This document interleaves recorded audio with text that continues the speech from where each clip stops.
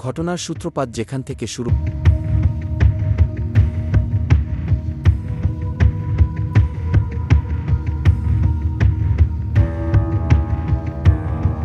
হয়তো বন্ধুদের সাথে একটু হাসাহাসি করছে পারভেজ।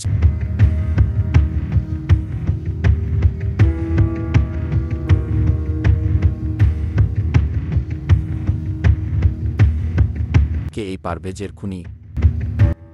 এত সাহস পায় কোথা থেকে এরা? পারভেজ এর বুক থেকে রক্ত পড়ছে।